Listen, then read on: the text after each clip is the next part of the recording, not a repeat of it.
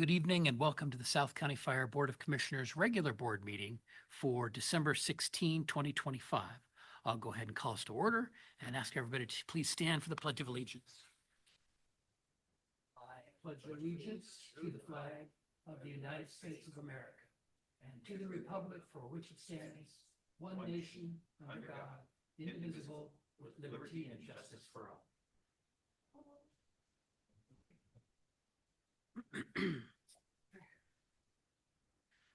Board members, you have in front of you the agenda. I do have one item for the agenda, which I emailed you earlier this morning. I'd like to add an item 11D under new business, which is approve fire. Speak a bit louder. Yes, I'd like to add to the agenda item 11D, approve fire chief vacation cash out. Otherwise, I think everything is current. Chief, anything else for the agenda? Anything else for the agenda? I'll move the adoption of that agenda with that item added. Is there a second? Second. It's been moved and seconded to adopt the agenda. Is there any discussion on the motion? Any discussion? If not, we'll move to a vote. All in favor, please say aye. Aye. Any opposed? Aye. Passes unanimously. And I did want to note that Commissioner Wittes will be with us momentarily. He indicated he'd be maybe 5 to 10 minutes late. Okay. Are we okay to keep going on the agenda or push back a little bit? We're good? Yeah. Okay. All right. So next up, we have our commissioner and liaison recognition.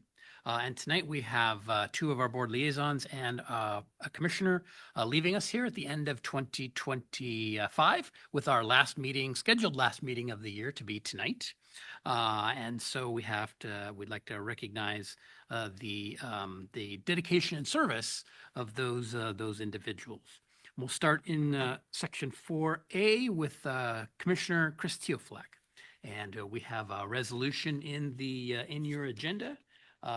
Which I would like to move that we approve resolution 12162025-25, recognition of Commissioner Chris Teoflak. Is there a second? Second. It's been moved and seconded to adopt that resolution. Is there any discussion on the motion? If not, we'll move to a vote. All in favor, please say aye. Aye. Any opposed? Passes unanimously. And I'd like to read the resolution.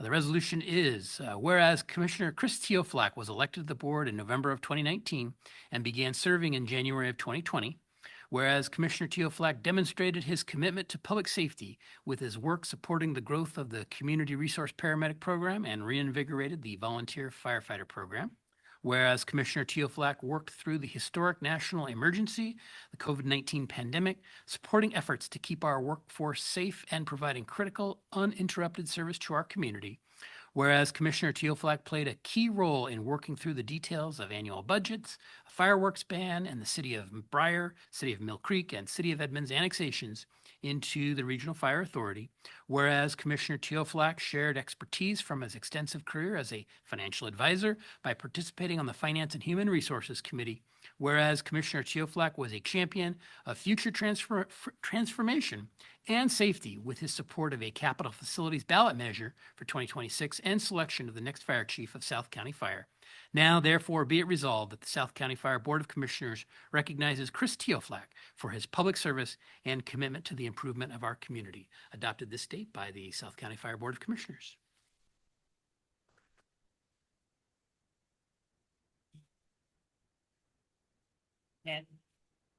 And we have a plaque for Commissioner Teoflak to recognize his service and appreciation of your service as Fire Commissioner 2019 to 2025. Thank you. You're welcome. Should we come down there? Let's come down there for.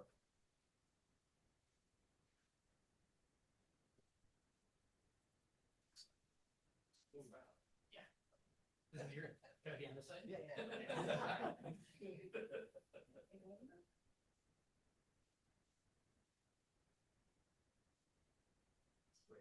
Would you like to meet your family? Yeah.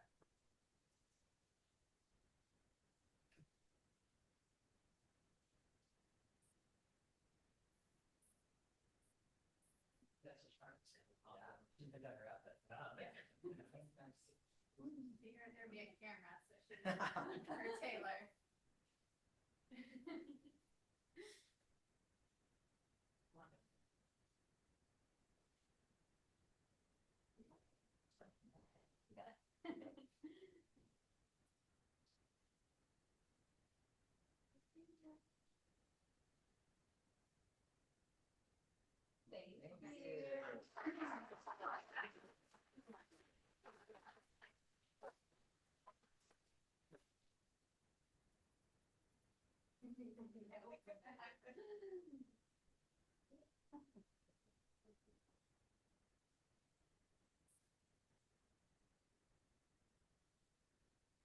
Commissioner Teofilak, would you like to say a few words?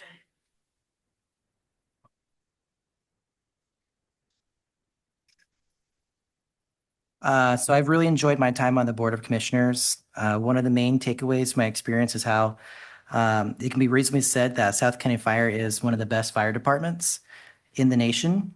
South County Fire is a national leader in cardiac arrest save rate and a national leader in the community paramedic program. And I had no idea how fortunate I was to live in an area with such expertise in the fire and EMS service.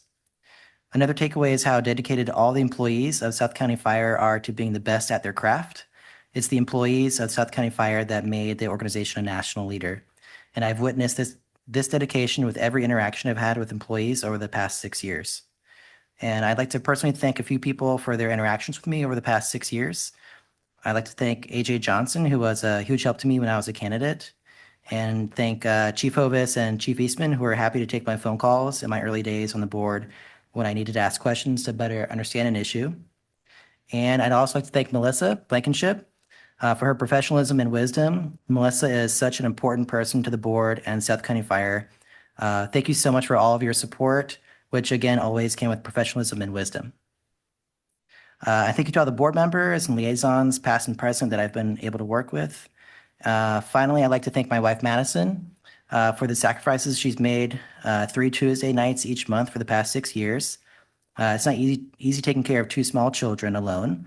And I also recognize that she had to make certain sacrifices to her professional career by having to say no to work commitments on Tuesday evenings.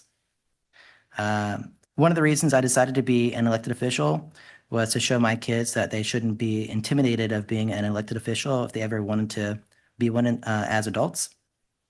Because if you know how I am at home, I'm probably not the smartest person at home. So if Dad can do it, then they could definitely do it as well. So hopefully this idea will eventually take root in their lives. That's it. Thank you. Great. Thank you, Commissioner Teofilak.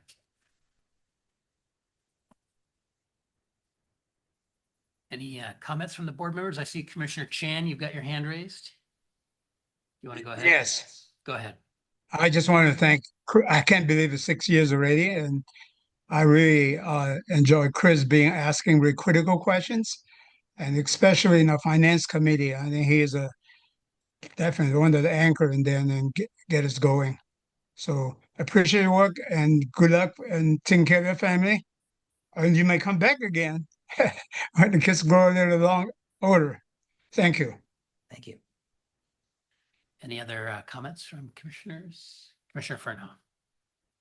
I just want to say, from a characterization point of view, Mr. Teofilak didn't say too much. At least he didn't talk as much as I did. But when he did, it was meaningful, it was important, it was insightful. And I think that is what the board really benefited by. So thank you, Chris. You will be missed. I wanted to chime in and say, I think that you hit on an important comment earlier, and that is about family, and that it takes time away from your family to come here tonight. And so it really is a thank you to your family to allow you to serve the people.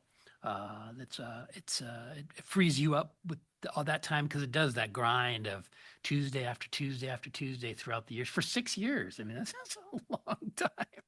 And so the hours add up, and it does take away from family time, but it's all in the name of a good cause. And so thank you to you and your family for being willing to do that and sacrifice that on behalf of the community. Any other comments? Oh, Commissioner Lawrence, go ahead. Yes. 6 years ago, you had just had a baby, and you know, that we see the results. 6 years. I mean, for someone my age, 6 years kind of went by like that, and nothing really happened. But it was amazing to see what 6 years has done for your kids. That's 6 years result of parenting and look like great kids. I wish I could be there. I'm sorry I chickened out for the weather, but Chris enjoyed our many conversations about cooking and electric vehicles, and we'll hope to get together sometime again and start up those conversations. Really enjoyed your company all these years. Thank you very much for serving.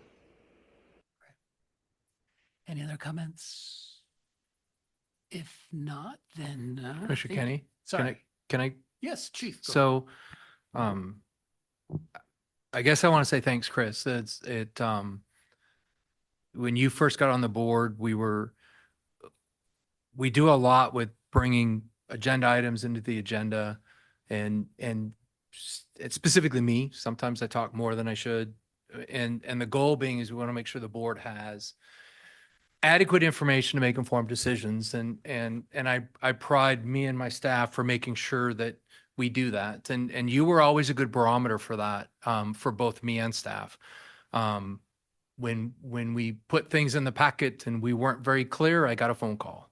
And that really helped staff and me specifically to ensure we were putting enough information and at the same time, not too much information, and to try to get to the sweet spot where we were providing adequate information that wasn't so laborious that it was 6 pages of why does Chief keep doing this to us? But it gave the board at least the written material and the genesis of what we're going to discuss and making sure you had the appropriate information. And you were a great if you didn't ask questions, we knew we were in the ballpark. And when we were off, the conversations we had about that to adjust a little bit to make sure we're doing that was, we still do a lot of things that you recommend we still do today. But what I remember you the most for, is when you speak on behalf of the citizens we serve, and it's consistent. And that's where you first start. It's always about the citizens that we're here to serve and protect. And then we can have lots of dialogue. And at the very end, it's about the people we're here, to serve. I will remember that about you. That's the thing that sticks in my mind, is you are steadfast when it comes to always looking at what we're doing and making sure we're doing what's best for the citizens that we're here to serve. So on behalf of me and staff, I want to say thank you. We will miss you. I know your future is bright, and if you ever want to come back, please consider it. And I wish you the best. And on behalf of staff, thank you very much. Thank you. All right. Next in our agenda, we have item number 4B, which is recognition of Briar Liaison Paula Swisher, and that's resolution 12162025-26. And so I'll move the adoption of that resolution. Is there a second? Second. It's been moved and seconded to adopt that resolution. Is there any discussion on the motion? If not, we'll move to a vote. All in favor, please say aye. Aye. Any opposed? Passes unanimously. I'd like to read that resolution into the record. Whereas Liaison Swisher. Can you read it a bit louder? I'll try. Yeah. Whereas Liaison Swisher was appointed to serve on the South County Fire Board in June of 2023.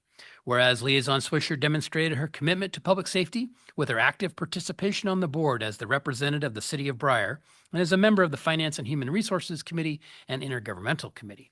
Whereas Liaison Swisher played a key role in working through details of the fire marshal agreement between the City of Briar and South County Fire and the City of Briar and the City of Edmonds annexations into the Regional Fire Authority, Liaison Swisher is recognized for being an active participant in our Dish with the Commish events with firefighter crews. Whereas Liaison Swisher shared expertise from her extensive career in human resources, finance, public records, and as a city clerk to provide guidance on key topics affecting the citizens of South Snohomish County. Whereas Liaison Swisher was a champion of future transformation and safety with her participation in discussions related to the annual budget, capital facilities project, and the selection process to hire the next fire chief of South County Fire. Now, therefore, be it resolved that the South County Fire Board of Commissioners recognizes Paula Swisher for her public service and commitment to the improvement of our community. Adopted this date by the South County Fire Board of Commissioners.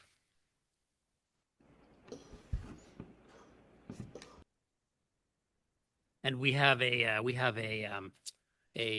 plaque here for Paula Swisher in appreciation of your service as board liaison to the city of Briar, 2023-2025.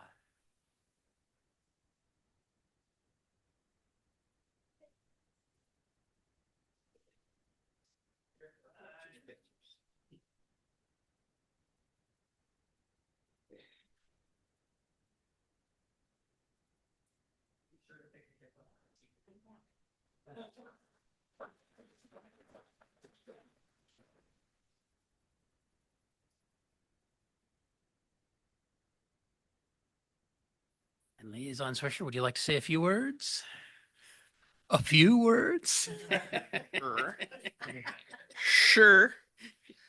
I'd just like to say that I've enjoyed this opportunity.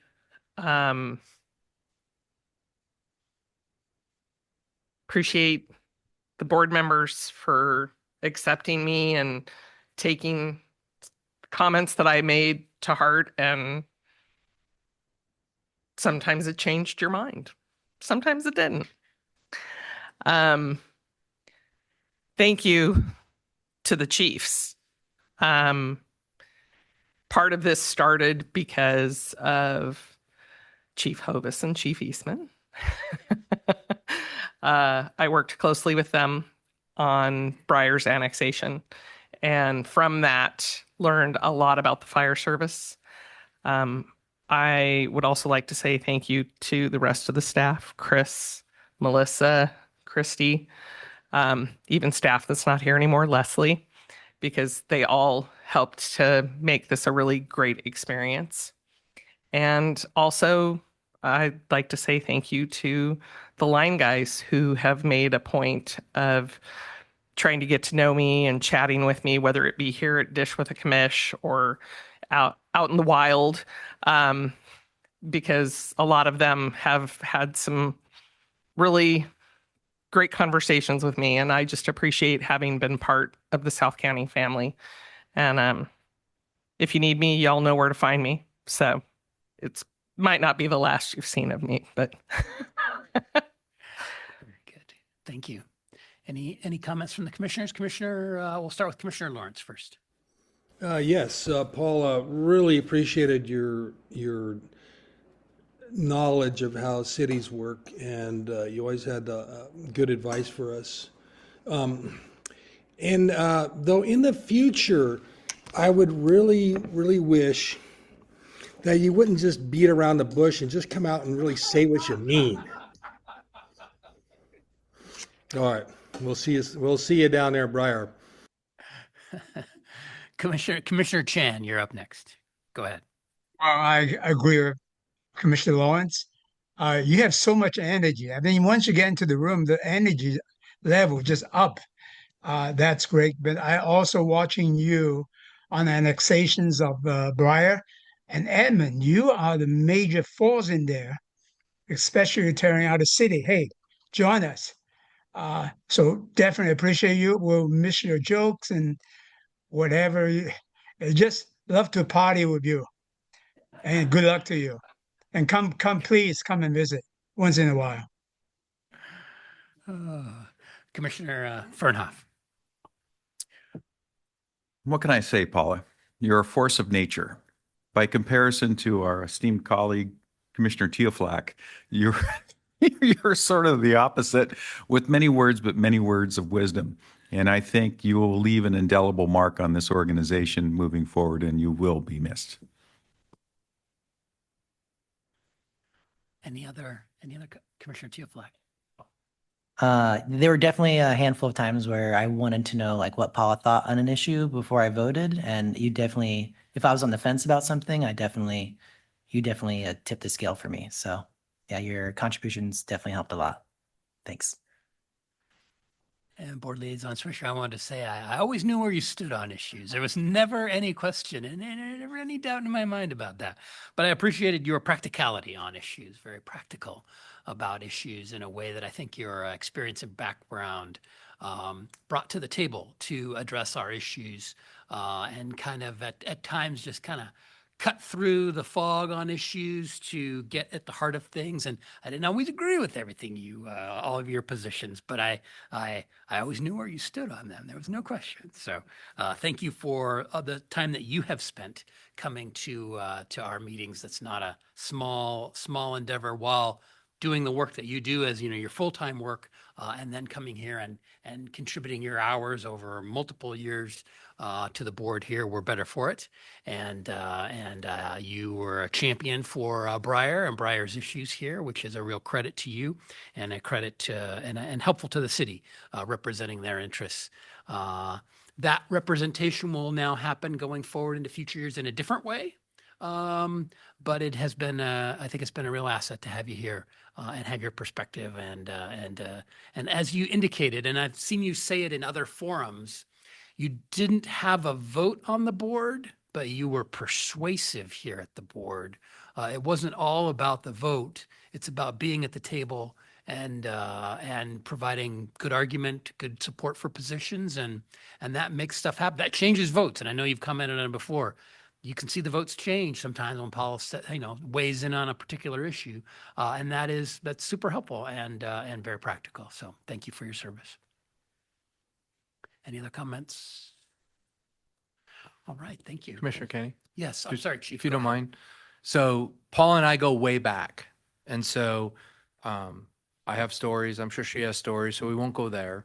But I will say that, like I said, I've known Paula a long time. We've had an agreement with the city of Briar for, almost 20 years before the annexation in. And it's been a privilege for me personally.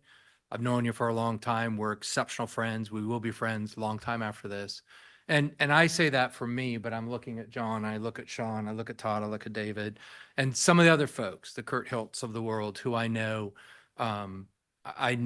we're good ambassadors on behalf of South County Fire, and so you will always have a special place in my heart, just because of our long-term relationship we've had. But I will also agree with the board. Being a liaison and coming and doing that work with all the other things and the learning curve that goes along with it, and being part of the conversation was exactly what we want liaisons to do. And I'm proud of the board for making you feel that we want to hear what you have to say. And to the credit of who Briar brought in as a liaison, you actually did what we want the liaison positions to do and added good conversations to where the organization goes, and we're stronger and better for it. And where a lot of people could not do that in those positions. And I know the board and I know how we got here. And the liaison position in the eyes of both staff and the organization, they're very important positions. They're a transitional piece. We take it seriously. We did a lot of work to make sure that the agencies that annex in have a seat at the table until such time as, and we've been very fortunate. The liaisons we've had that represent the agencies that have annexed into the RFA have been participatory, and they've taken it seriously, and they've made us a better organization, you included, and the predecessors before you.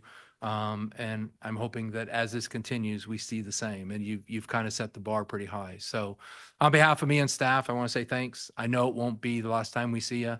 And again, thanks for your service to the RFA sitting on as a liaison. Thank you. Okay, and moving forward then in the agenda to item 4C, it's our recognition of liaison, Malik Terrace liaison, Greg Kircher. And that is resolution 1216-2025-27. So I'll move the adoption of that resolution. Is there a second? Seconded by Commissioner Fernhoff. Is there any discussion on the motion for that resolution? If not, we'll move to a vote. All in favor, please say aye.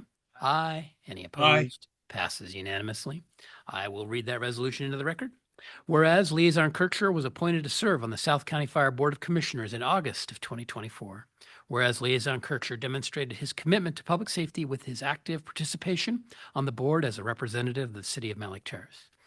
Whereas Liaison Kircher played a key role in working through the details of the fire marshal agreement between the city of Mount Lake Terrace and South County Fire and the annexation of the city of Edmonds into the Regional Fire Authority. Whereas Liaison Kircher shared expertise from his experience as the building inspector for the city of Mount Lake Terrace to provide guidance on key topics affecting the citizens of South Snohomish County. Whereas Liaison Kircher was a champion of future transformation and safety with his participation in discussions related to the annual budget, capital facilities project, and the selection process to hire the next fire chief of South County Fire. Now, therefore, be it resolved that the South County Fire Board of Commissioners recognizes Greg Kircher for his public service and commitment to the improvement of our community, adopted this state by the South County Fire Board of Commissioners.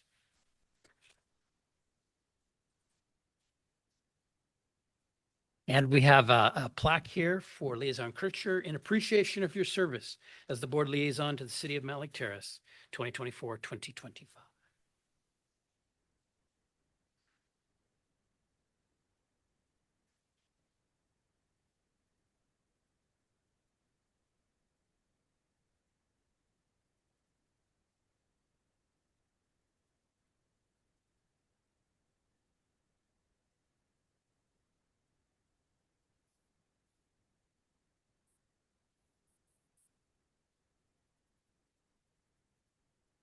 And Liaison Kircher, would you like to say a few words? I'd like to say something that's kind of cheesy, but I never really getting my job as a building inspector was my first job with the government, and this is really my first kind of participation in active government. And I actually feel like a better American, and it really makes me appreciate the systems that we have and the dialogue, and it just makes me feel really lucky, honestly. And I'd also like to say the people that I've interacted with here, they have obvious levels of expertise and compassion and dedication. And it's been a real honor to see how you guys put that into action. And then same with the commissioners, just seeing how you govern and you each bring your unique voice and expertise to how you contribute to the discussion. I appreciated, I feel like I learned a lot from everyone that I got to observe and participate with here. So thank you guys. Great, thank you. Any comments? Commissioner Chan and Commissioner Fernand. Commissioner Chan, you want to go ahead next? Yes. Go ahead. Yeah, I definitely, I learned a lot about the building, and actually it's amazing. You must be really busy with all the new buildings, expansions in the Mount Lake Terrace, because you have the light rail stations. It's just amazing. And also that I think you getting more and more questions and pointing out various points that we never thought of. So really appreciate you. Again, please come back and visit. Thank you. Commissioner Fernand. Yeah, I just want to say in the short time that I've got to know Greg, you have brought an analytical and very, I'd say, critical thinking to your liaison position that caused me to think and rethink because of the questions that you asked and your approach. And I think it's that coming from a non-biased position, as you say, new to governance, that really strengthened us as a board because it caused us to think in different directions. So thank you for your contributions. You'll be missed. Thank you. Liaison Kircher, I just wanted to say I particularly, thank you for your service, but I particularly remember your engagement on fire marshal issues and budget issues. So I appreciate your questioning of well, mostly the chief, but that in that process, it helps. It helps other commissioners, other liaisons like me think about the issues you've raised and think about the chief's response and just think about, does it make sense? Is it where we want to go? Bring another perspective to the table that helps provide light to the discussion, which makes for a better, I think, better decision-making process for the board to have those questions around the table, so to speak. And the variety of voices is a real strength of the board, and you help contribute to that strength. So thank you for your service and representation of the city of Mount Lake Terrace. Great. Any other comments? Great. Chief, go ahead. Greg, I don't know you as well as I know Paula because I've known Paula for 20 plus years. But I think Commissioner Fahrenhoff kind of said it the best. You ask questions in a way that made me critically think and had me think about and not necessarily question, but me think it all the way through. We'd go after a meeting after we had, and I can't pick one specifically. And we'd go back and talk about it. And I think it was you would ask a question from a different perspective than I think we are used to. And I think that was a strength, and it made us think about things differently. And I'm hoping over the last, it's been April of 24, so almost 2 years, that you've seen staff, hopefully, as we present to the board, present things differently as a result of some of the questions that you've asked. And the way you brought the question forward, I think allowed us to think about how we do our presentations back to the board. And I think by the questions you asked and how you asked them, helped us bring information forward to the board more complete. I know you did it for me. I don't know if you saw it in how we presented, but you did have an influence on the way I thought about bringing things forward to the board. And it has to do with your participation, the fact that you ask questions. Sometimes we could answer them well, sometimes maybe not so well. But I guess I just want to say thanks because I think you made us better at what we do. And I think we're able to provide information to the board more completely as a result. And I do know the work you did and the information that you brought back to the city, hugely appreciative because I know the city manager knew what was going on. I know the city manager knew what we were doing. And there were a couple occasions where the city manager would call just to say, you guys are doing good stuff. Thanks. And so it's one thing to come to the meeting, participate and do the work 3 Tuesdays plus work sessions and all the other thing. But the other piece is you did go back and you kept the city informed of the work that was happening in the RFA. And I know that because I got responses back from the city manager. And so thank you for doing that because it's sometimes a piece that's overlooked. And I knew always that Jeff knew what was happening here because you went back and told him what we were doing. And so on behalf of me, the fire chief, and making sure that the city manager and staff knew and taking that back is important because I don't get as much time to go talk to Jeff and the rest of the leadership in Mount Lake Terrace. So on behalf of me and staff, I want to say thanks. And you will be missed because we won't have you here to actually be that conduit, and we'll have to figure out another way to make that happen. So thank you very much. And just to explain what maybe I didn't explain it maybe enough at the start, our 2 board liaisons, Mount Lake Terrace and Briar, are leaving the board pursuant to our annexation process for Briar and Mount Lake Terrace. And Commissioner Teoflack decided not to run for re-election. And so one person, while we're talking about an ending, we also have a beginning next year. Commissioner Joe Wankelman will be joining the board, taking Commissioner Teoflec's seat, but also due to the annexation process, is also now directly representing the cities of Briar and Malik Terrace. And so he will be carrying forward the representation of those cities as an elected position on the Board of Commissioners. So while there's an ending tonight, there's a beginning at the beginning of next year. That's just a little explanation about what will be happening with that position.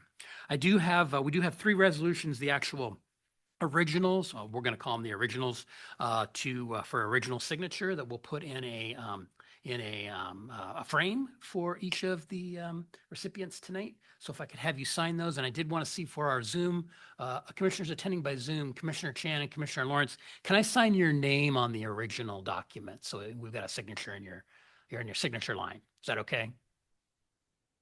Good from Commissioner Lawrence, good from Commissioner Chan. Great, thank you. With that, let's take about a 5 to 10 minute break and have a little coffee and a little cookie. Recognize our commissioners privately and liaisons with the last meeting, and then we'll come back and take on the rest of the meeting. So about a 5 to 10 minute break without objection. And commissioners, I do have the signatures here for your signature.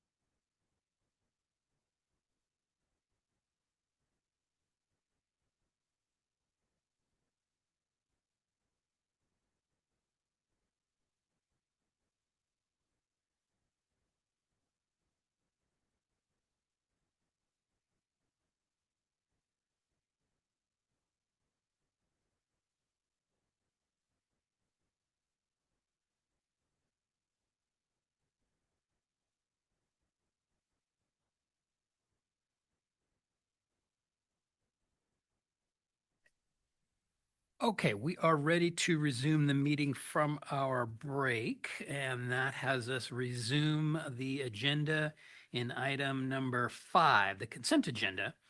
We start with item number 5A, which is the payroll summary and authorization for November 2025, and 5B is the December 16 claims vouchers totaling $1,413,614.87. I'll move the adoption of the consent agenda items. Is there a second? Second by Commissioner Fernhoff. So moved and seconded to adopt the consent agenda items. Is there discussion on the motion? Any discussion on the motion? If not, we'll move to a vote. All in favor, please say aye. Aye. Any opposed? Passes unanimously.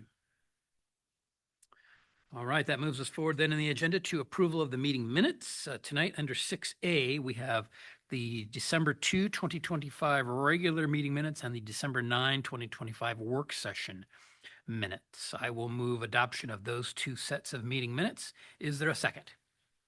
Seconded by Commissioner Fernhoff. It's been moved and seconded to adopt those meeting minutes in item 6A. Is there discussion on the motion? Is there discussion on the motion? If not, we'll move to a vote. All in favor, please say aye. Aye. Any opposed? Passes unanimously. That moves us forward in the agenda to public comment, item number 7. We're going to start first in the room. And up first, I have Barb Heidel for public comment. Ms. Heidel, if you'll come forward to that chair there in the middle of the desk with the microphone. And I don't know, Ms. Blankenship she need to push the button so it's red. Okay, good. Press that button so we can get your voice onto the recording. And please, you have for public comment, you have 3 minutes. Thank you. Thank you, Commissioner. Thank you to South County Fire for participating in Mill Creek's Vietnam Day ceremony and the parade and the Santa parade. Children love to see fire trucks and firefighters. Community outreach is such a positive thing to do, and I thank you. I've been trying to get you more knowledge about the workings of South County Fire. It seems that 2 assistant fire marshal positions were filled from the battalion chief position list. I don't understand why 2 deputy fire marshals were not promoted to fill the assistant fire marshal positions. That seems to make more sense to me. The deputy fire marshals were already trained to do what to do, knew what to do. Why send two acting deputy fire marshals back to the line? Doesn't make sense to me. Also, why you don't have a 24-hour fire marshal program to cover fires after normal hours. That also doesn't make sense to me. I hear that an on-call schedule was suggested, but it sat on someone's desk for several months with no action, so the union pulled it. In the Division of Prevention, more help is needed, not less. If there is no experience or training to fill the assistant fire marshal positions, that seems to be very impractical to me. South County Fire needs to be thinking things thoroughly through and operating professionally for all those they serve. I understand that I am not experienced in any of this. I'm trying to learn, so I just have concerns about this. Thank you for letting me voice my concerns and opinions. May everyone have a Merry Christmas and a Happy New Year and a safe and healthy one. Thank you. Thank you, Ms. Heidel. Up next for public comment in the room is Penny Coyne. Ms. Coyne, please come forward to the microphone.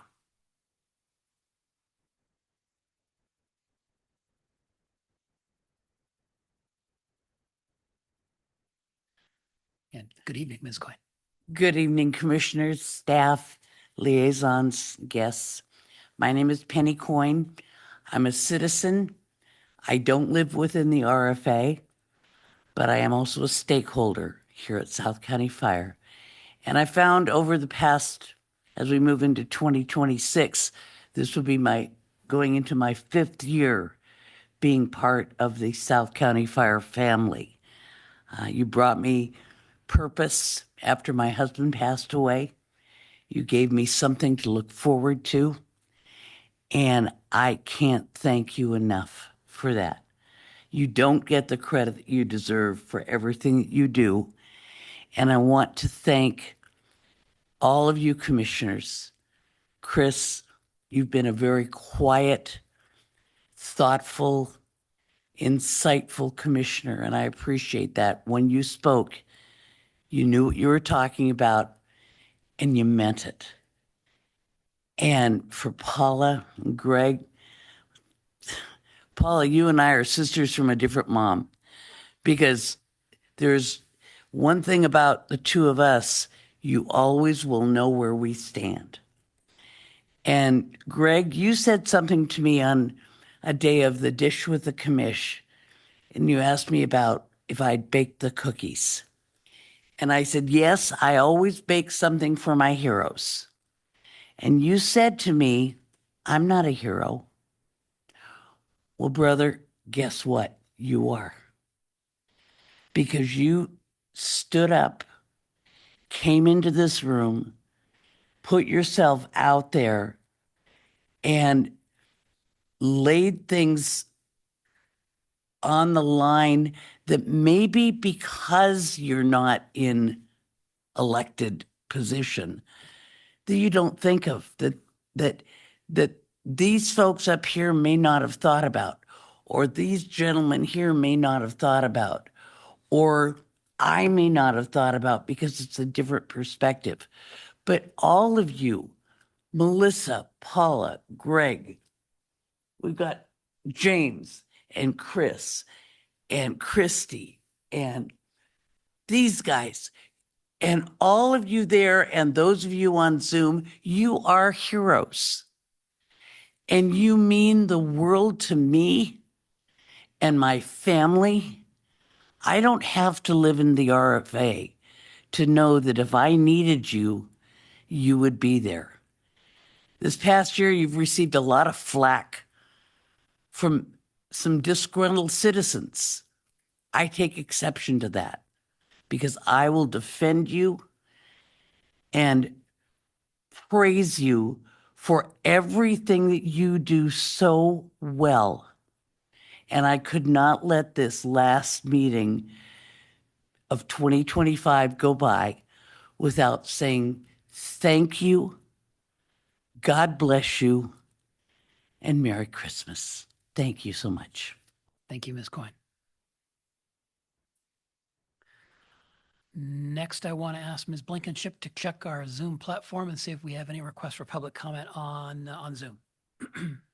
We do not. We do not. Okay, I'll come back one last time to the room. Any requests for public comment in the room? Great, not seeing any requests for public comment. Thank you. We will move forward then in the agenda to item number 8, which is the fire chief's report. We have Chief Eastman. Good evening, Chief Eastman. Good evening, Chair Kenny, the rest of the board liaison, staff, guests. I'll be really brief. Obviously, everybody knows about the weather event that's been going on. We were probably looking at another week of it through the end of next week. We've been very fortunate in the RFA. We don't experience the same flooding issues that our neighbors to the east do, and some of the challenges that the city of Everett has faced to the north. And then up in the Stilly up in North County and the Heights area and stuff. We've been ready to support. Most of what they needed was water rescue teams, and we don't necessarily have the swift water folks here. But what I will say is agencies were allowed their swift water teams to go differently because they knew we were here and able to augment and backfill. So we played our role from an operational perspective. And we were just fortunate enough that the flooding and some of the rain, we didn't have the same impact as some of our neighbors did. But we did participate. We had two of my deputy chiefs, James Curtis and Chief Weigel were filling ESF4 up at the EOC. The EOC was activated on Tuesday. I want to say Wednesday they went to 24/7 operations through Friday afternoon. And then they were in standby mode. A lot of work has been done up there. They're still working. I know James has got a call tonight at 12:30 with the winds that are anticipated to come. For those that don't know, we're looking at 24 to 30 inches of snow in the mountains and continued rain. The last I saw was at least through Friday of next week. So we still have a lot of things going on. The wind tonight, I guess I would just say stay safe. We've got folks, we participate, we fill the ESF4 seat. We will continue to do that. James and Todd will do that work. Myself and Todd Anderson are the relief. So if we go long, we'll do our rotations up there. They've been doing great work. And I'm happy to see the county was prepared very well and they anticipated things as I would have expected. So be safe. There's more weather to come, and so stay vigilant, and that will be the end of my chief's report for tonight. Thanks. Thank you, Chief. Any questions from the board members for Chief Eastman? Commissioner Chan, go ahead. Yeah, it has been international news, even in here in Hong Kong and Asia. A couple of questions I have is that, yeah, I saw server, and now this morning, King County 167 were closed and the water flooding. Do we have the watercraft that like equipped with the watercraft and any other stuff that the other jurisdiction has? Commissioner Chan, we have, I want to say semi-rigid hull. We have 3. They're not necessarily, we use them for, Silver Lake, Lake Stickney, and Martha Lake and Lake Ballinger. So we have them for that. Some of the challenges with the flooding that you have is ours aren't jet, they're prop. A lot of the folks that are doing the water rescue work with the flooding and the rivers, they use boats that have jet propulsion, not propellers, and some of those things. So we don't necessarily have river assets to like what our neighbors, like what Surfer, District 4, North County, and some of those have. And to be honest, we don't have the same need. We have boats that we can use on Martha Lake, Lake Ballinger, Lake Stickney, and Lake Serene, and then we have the big marine unit out at Edmonds Port. So we don't have those assets. And along with that, the folks that run in those are typically swift water. There's another term, I forget what they use. most of it's swift water. And so there's special training that the folks that do that. And we don't have that in the RFA because we don't necessarily have that need within. So geographically, our river, there's no river in our RFA area that they're usually inflatable. Okay. No, So, just the lakes we have, Commissioner Chan, and we're Yeah. well equipped to handle stuff on the lakes. okay. The second question I had when I first started, when the first weather situation, and they said the federal government have not sent anything at all. Did they send anything help from the federal government? So I know Washington Task Force 1, which is a FEMA asset, is in Skagit County. I know that the Guard was deployed. We had several water rescue teams from not just our state, but other states. I don't know specifically. I didn't get that from James, of what specific federal assets are here. So we've got a couple task force, so FEMA teams. I don't know what other federal assets came. I know the task force came. Washington Task Force 1 is in Skagit. I'm not sure where California Task Force went. Chief, I can help you with that. 3 California task force were activated early in the week, along with the IST, which is the Incident Support Team, White.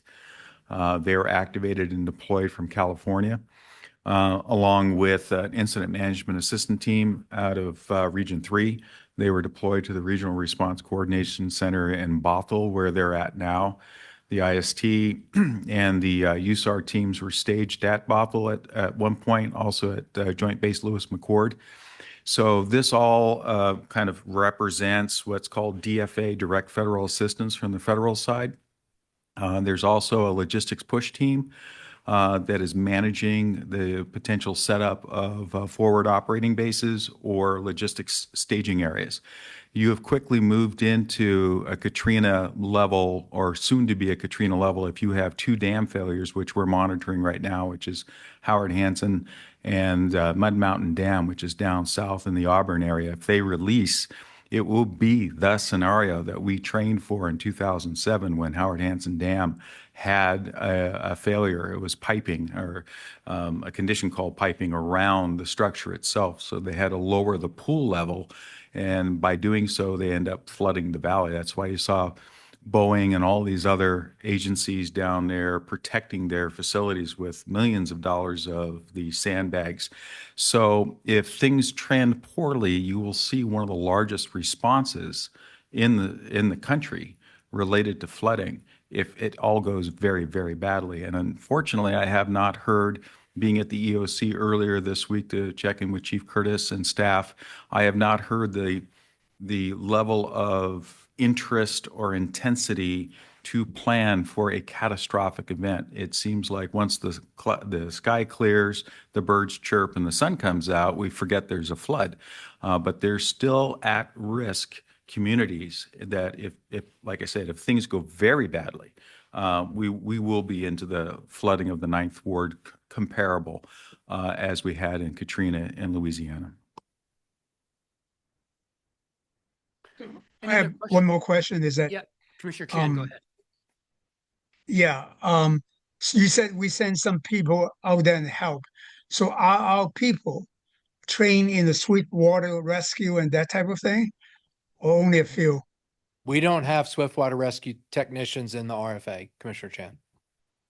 So because the landscape that we have is not, doesn't big river or anything, is that? No, we're trained at surface water and ice rescue, and what we're talking about is swift water. It's different.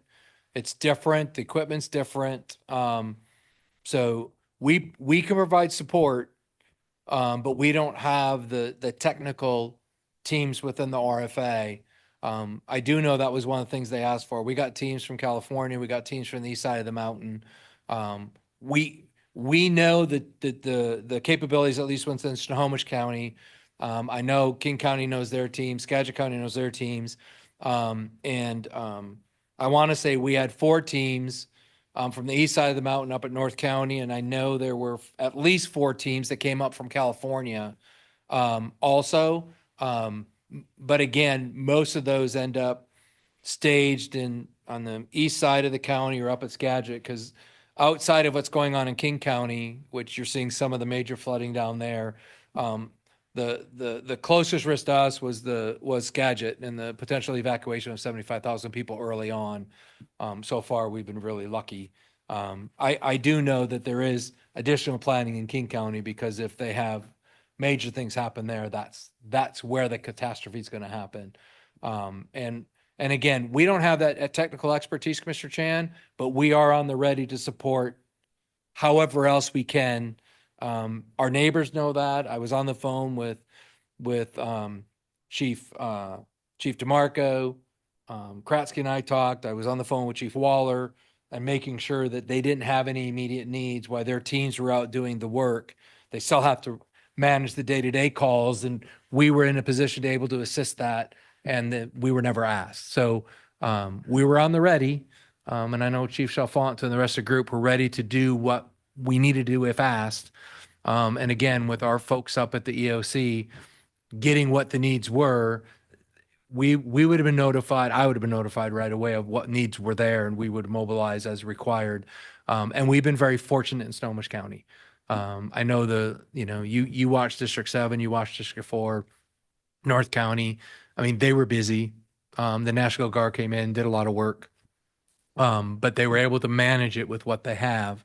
And again, some of them called me and said, "We know you're there, so we're going to send our crews north, because if we need help, we know where we're going to call to get it." So we assisted in a different way than actually putting boots on the ground in Skagit County or other places.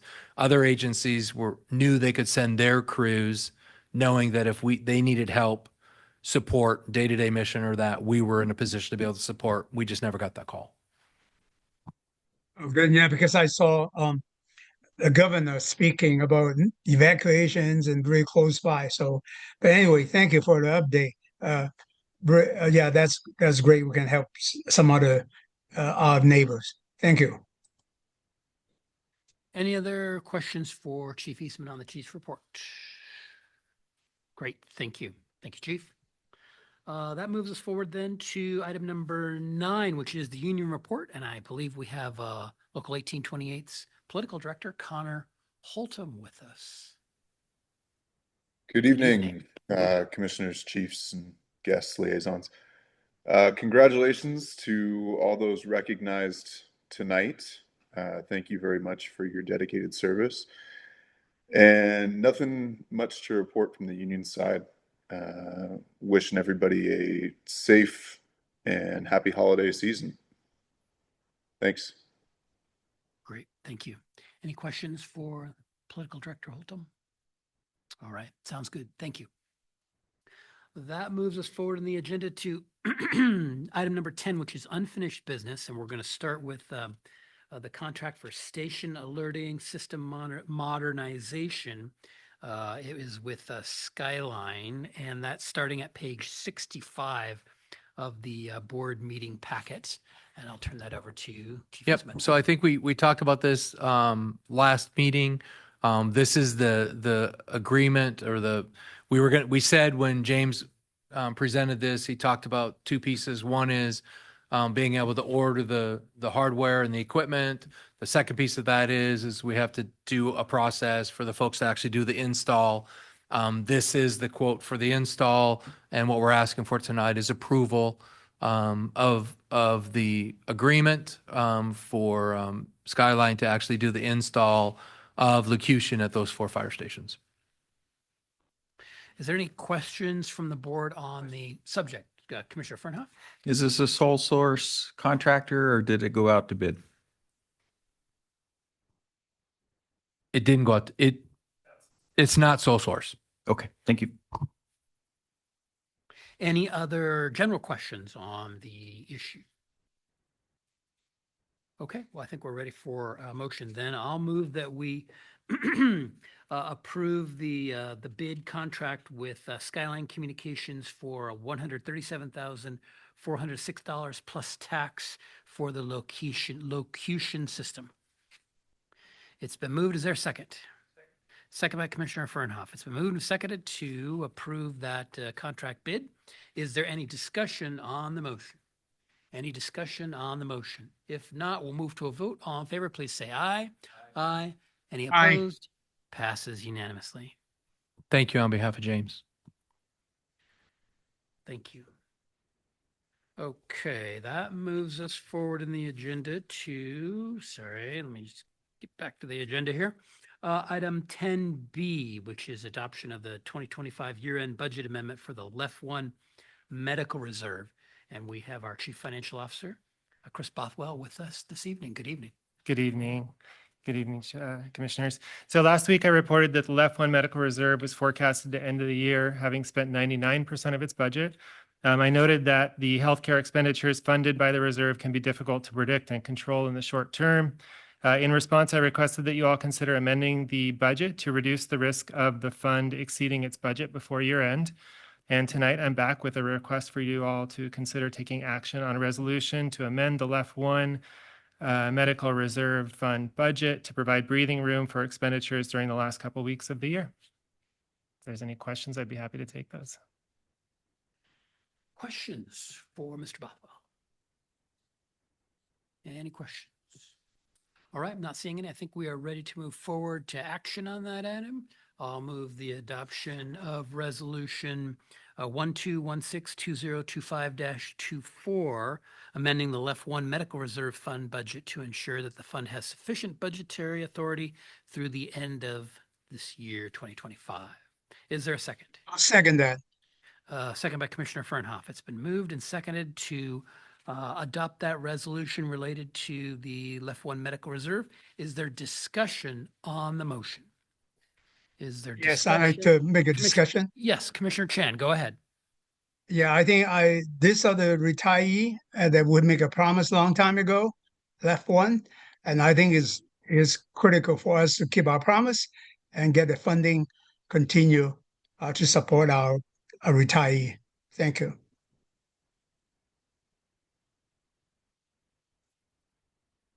Is there any other discussion on the motion? If not, we'll move to a vote. All in favor, please say aye. Aye. Any Aye. opposed? Any opposed? Passes unanimously. Okay, that moves us forward in the agenda to item 10C, which is authorization to hire administrative positions in communications and finance. And this is with Chief Eastman, and this is at page 78 of the meeting packet. Thank you, Chair Chief, Kenny. go ahead. We talked about this last meeting with the direction that the board gave to move forward on a bond measure for the general election of 2026 and the work related to that.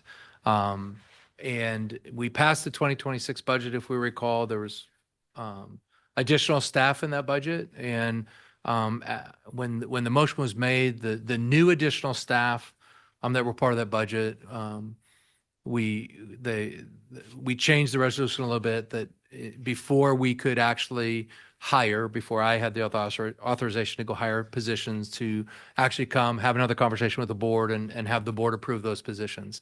As a result of the action that was taken in the first meeting of December, moving forward with the capital studies plan and the funding options that go along with that, we had a conversation last week about the fact that as we move forward, the need for the PIO position that was identified as a new position in the 26 budget, and then the additional financial analyst, I want to make sure I got that right.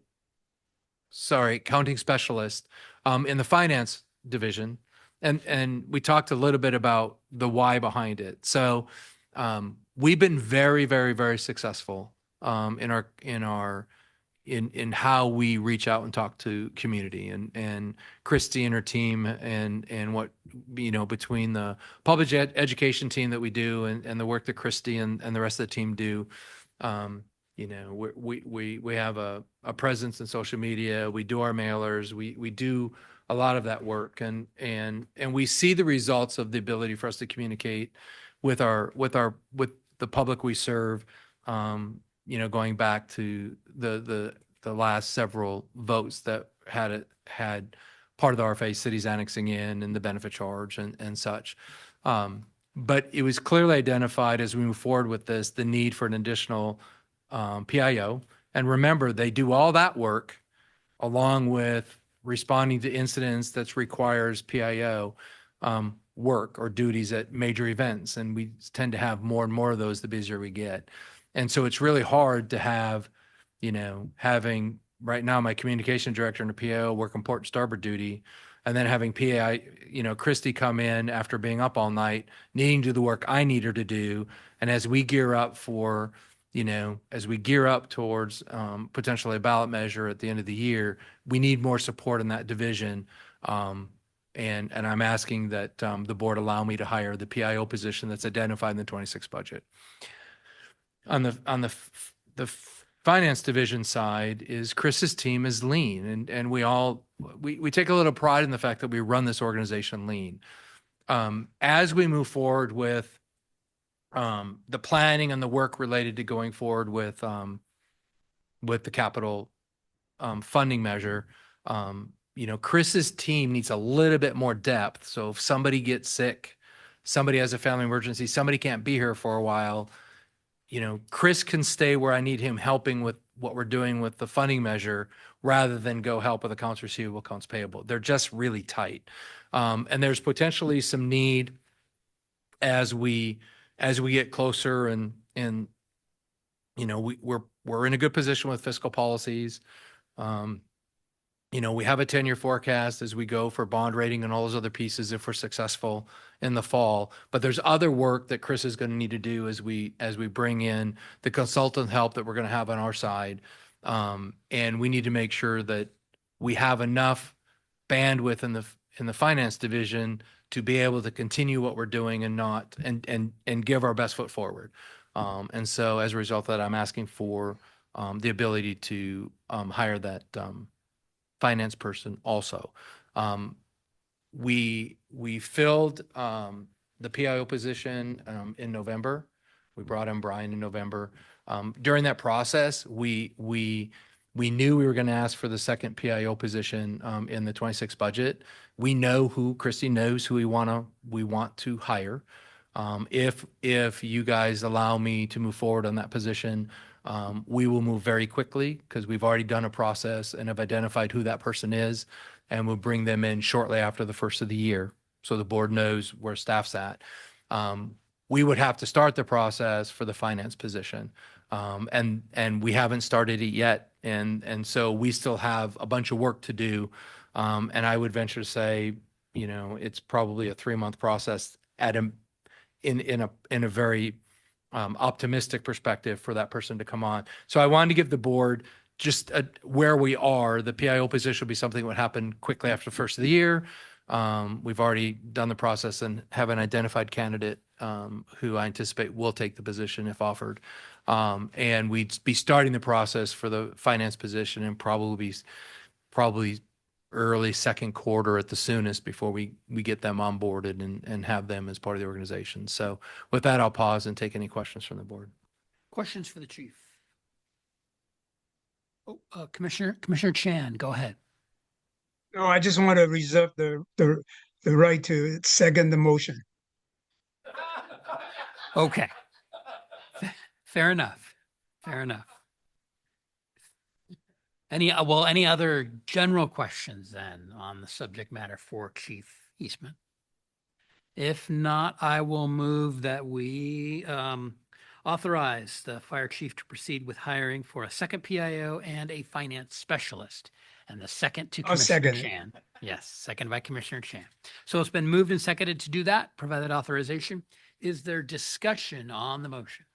Any discussion? Yeah, I just want to speak to the motion. Yes, I think go it's ahead. critical for us to have enough staff for the 399,000 bond.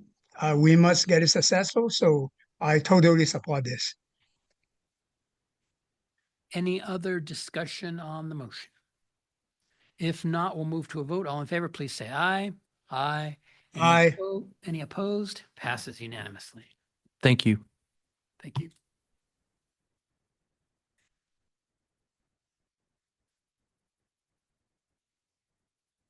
All right, that moves us forward then to item 11, which is new business. And we start with item 11A, which is Fire Chief Employment Agreement with Sean Maxwell.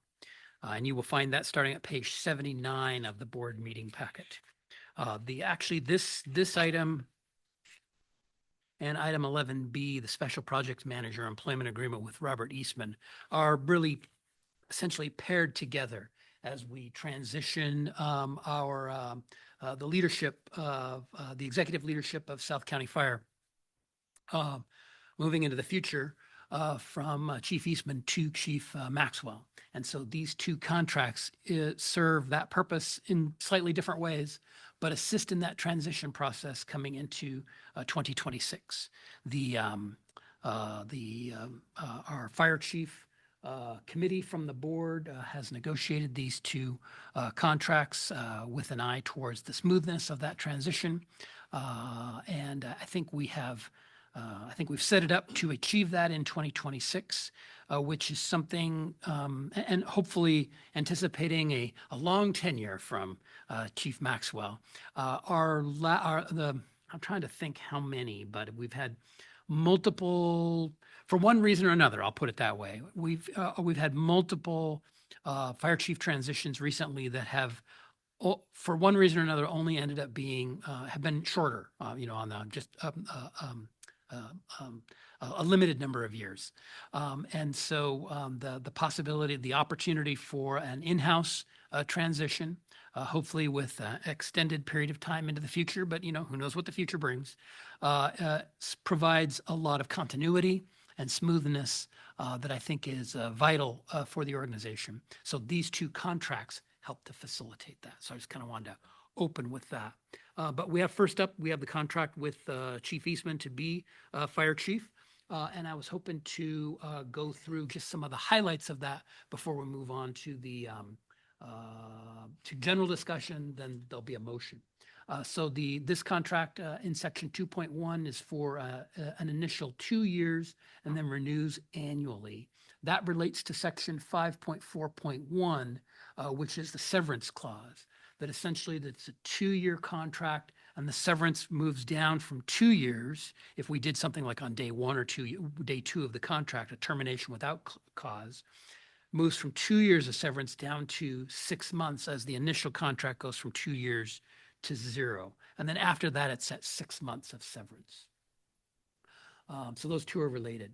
The salary item, section 3.1, salary is set at $325,575, which is Chief Eastman's 2025 salary, plus the 2.7% COLA that we adopted for administrative employees in our budget process. That puts us comparable with, amongst our comparables, we have 9 comparable fire agencies that we are looking at, or we consider comparables. It puts us below the fire chief for Tacoma, and the fire chiefs of Bellevue and Central Pierce are close. There's a group of 4 entities, including South County Fire, that are at the kind of grouped together towards the top, and we're within just a few $1,000s of each of those. But essentially, it puts us at number 2 on that comparables list. In item 4.3, Chief Maxwell is forfeiting approximately 1,500 hours of sick leave in partial exchange for a retirement health care benefit. And the other, section 5.4, there's a difference from the past termination. The termination without cause is by majority vote of the board, which is significant. And then section 5.4.2 has a staggered amount of buyout for sick leave. The longer Chief Maxwell is with us, the more the buyout is at the end of that staggered listing in section 5.4.2. So I wanted to note those highlights for the record regarding the employment agreement.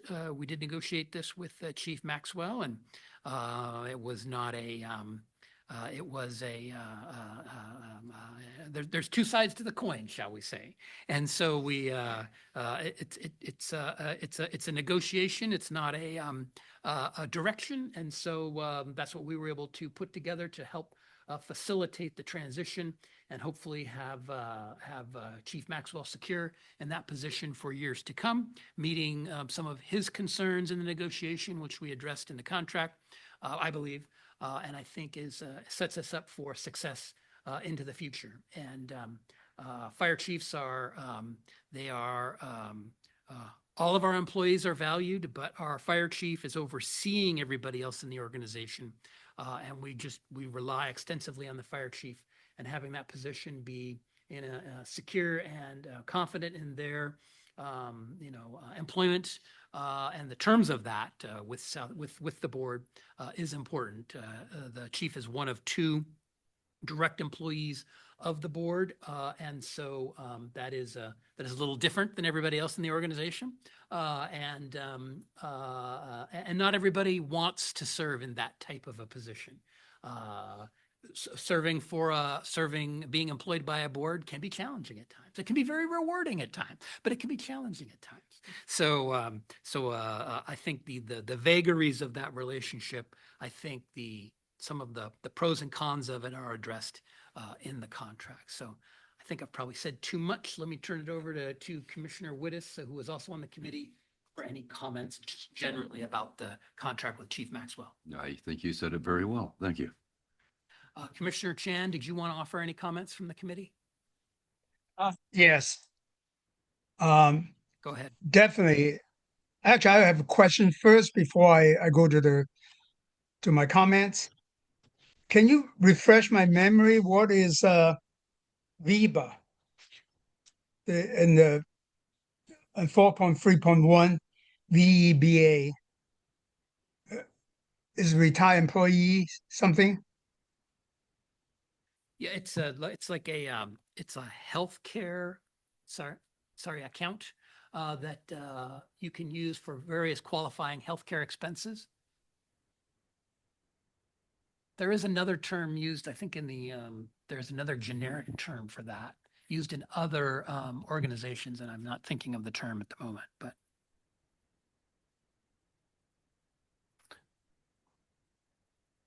Commissioner Chan, any other questions or any other comments?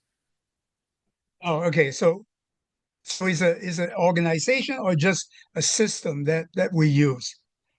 No, it's an account for the employee that we put money Employee. into, and they can use for qualifying healthcare expenses. Okay. So and then on the 4.3.3, the percentages, is that a standard percentages or that's a negotiate? Like year one, 35, 45, 55, and 65. Is that a negotiation rate or is that a standard? No, for that's 7 years? negotiated and is generally loose, I would say loosely based on Chief Eastman's current contract. How do we compare with other organizations? On that term, I don't know. Oh, I do know a little bit about that, and it's different on just about every one of them. But it's significant for the chief's position that it's normally a little faster than that as far as accruing to 100%. Okay. Well, my general comment is that you look at the dollar amounts, really look at the state governors and state other things seems to be really high. But I also understand there's a market rate. And I think we did a very good comparison with the market rate. So, of course, this number, the chief wages will be a lot of public record. People were asking how much you pay your fire chief. So I guess we're in the same. On one hand, I'm suing. Look at the rate; it's been really high, but at the same time, we need the best fire chief we can get. If that's a market rate, that's a market rate. I think that we can defend it. So at the end of the day, I'm supporting the contract. The last thing I'll add on behalf of the committee is both this document and the other document with Chief Eastman have received legal review from Rich Davis. Are there any general questions on the issue, Commissioner Rowland? Was Seattle Fire Department in that mix as well? And how do we compare to Seattle? They're not one of our comparables. When I say comparables, our comparable fire agencies we're using through the contract negotiation process with Local 1828. So, and I don't know for Seattle. Okay. Other general questions on the issue? If not, then I think we're ready for action. I'll move the adoption of the employment agreement between Sean Maxwell and South Snohomish County Fire and Rescue Regional Fire Authority. Is there a second? Second. It's been seconded. I'll second by that. Commissioner Teoflack. It's been moved and seconded to adopt that fire chief contract with Chief Maxwell. Is there discussion on the motion? Commissioner Rowland. I'd like to start out by saying that I'm a great admirer of you, Assistant Chief Maxwell. I'm excited for this potential for our organization and where we're going to go from here.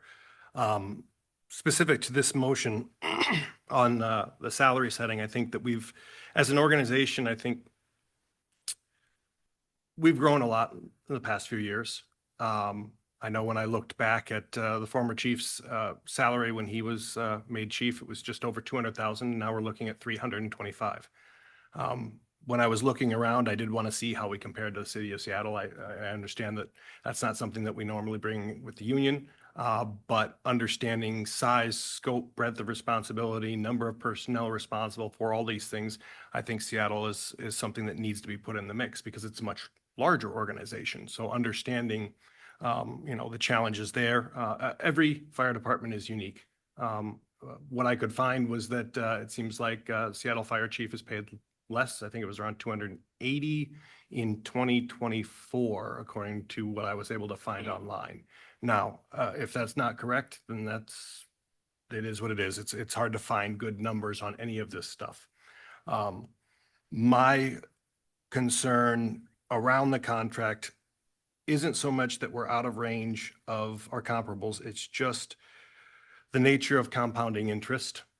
In the way that we now have automatic COLA increases. I've said this before. It's something that I believe that once you earn a certain amount of money, I don't know what that is, but I know that in my mind, 200,000 seems like a reasonable number that once you're making that kind of money, the things that cost a living is meant to track don't hit as hard. And I speak from, I work for a big IT company. So I know what those cost of living increases do to me relative to what they used to do to me. As an organization, I understand that we do cost of living for many of our rank and file. It's in our contracts. But as we get into leadership positions that are compensated much higher, I don't believe that COLA being an automatic is something that's good long-term just because of, again, the nature of compounding interest. A COLA increase for one of our line firefighters that's, let's just say, earning $150,000 a year. I'm just going to try to get some round numbers here. And if we have a 3% COLA increase, we're sitting at about $4,500 more a year. But when we scale that up to a chief level, we're talking $10,000 more a year. So that's where I do have a problem with COLA being in this contract now as a given. Again, it's not anything against you or anyone else. If I was just looking at this without even knowing the players, I think that was one of the things that I noticed. The other is a history of, we've got a very generous vacation package in here, 272 days. I don't think any of our chiefs, unless they, went on extended sick leave, ever use very much at all. So essentially, think of it as just a bonus salary on top of your salary because we're allowing that automatic cash out every year like we're doing or we're going to be considering tonight. So I think when we get into all of this, I don't know, I don't have the contracts for city, and that is some of the challenges here is that we're looking at city fire departments and versus RFAs and their, considerations around how the organizations are structured You know, Seattle Fire Department only has 3 assistant fire chiefs. We have 4 now. And I don't know if that's going to go back down, but we have a different organizational structure. So we try to take a lot of the things that would normally be on the chief's head or having to go around, and we're trying to spread around that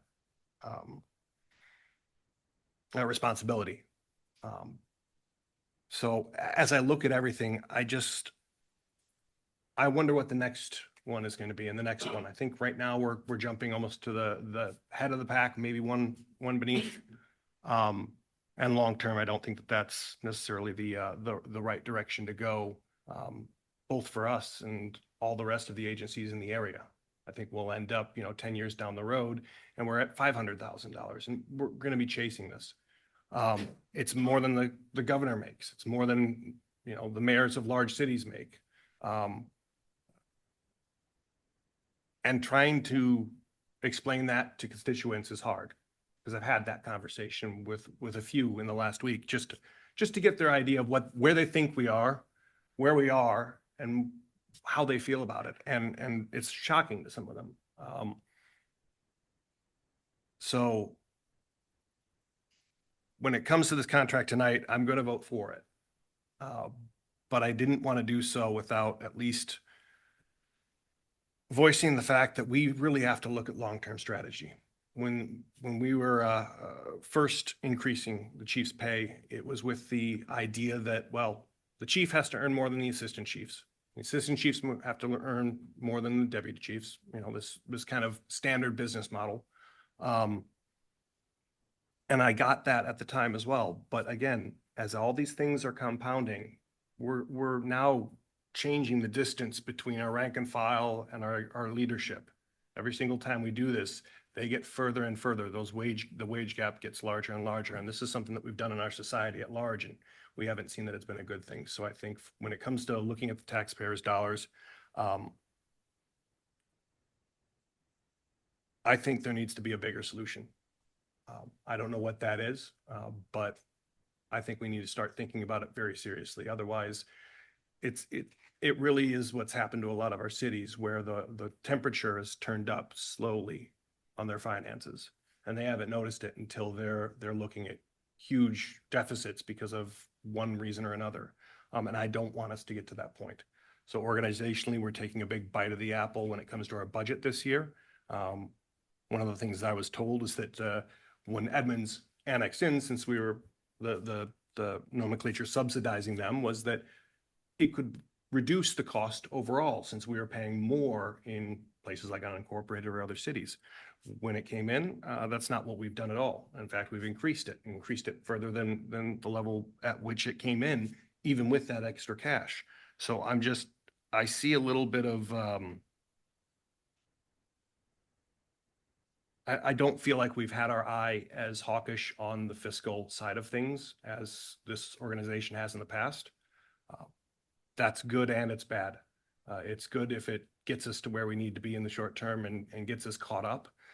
But if that culture takes over, we're going to put ourselves in a bad position. So I just want all of us to think about that when it comes to this contract and when it comes to future ones. So thank you for allowing my grandstanding. But I do want to say that I'm very excited to see where we go from here. Thank you. Any other discussion on the motion to adopt the contract? Any other? Commissioner Fernhoff, go ahead.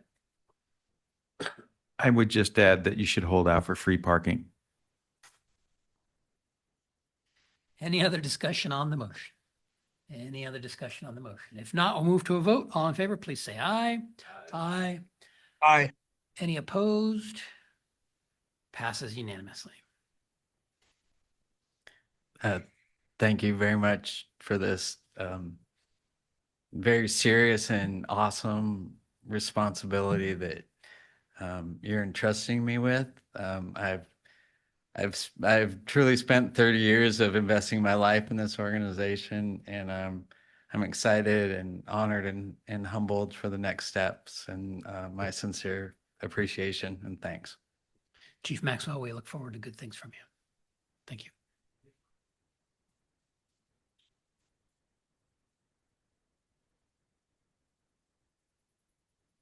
That brings us to kind of the other side of the coin here, which is item 11, 11B, which is the Special Projects Manager Employment Agreement with Robert Eastman. And that is at page, page 86 of the packet. And so this is the kind of the transition document. Chief Eastman had indicated early on in his tenure as fire chief, had talked about when he would be leaving the organization, wanted to leave, retire. And so we have this opportunity with Chief Maxwell being promoted to fire chief and Chief Eastman graciously willing to step aside. But we have some issues coming up in 2026 that nicely dovetail with Chief Eastman's, some of his special skills, experience, and knowledge, particularly related to our bond measure next year, but other issues also. And so this allows us to facilitate that transition. But I wanted to give a couple of highlights, so we have those for the record. And this is that Chief Eastman would maintain his 2026 fire chief salary in this position through the end of the contract, which is June 30th, 2026. So it's for the first 6 months of 2026. Chief Eastman would be reporting to Chief Maxwell as the fire chief and not to the board. And then in section 5, there is the same sick leave cash out in section 5 as there had been previously in Chief Eastman's current contract. Those are kind of the highlights of it.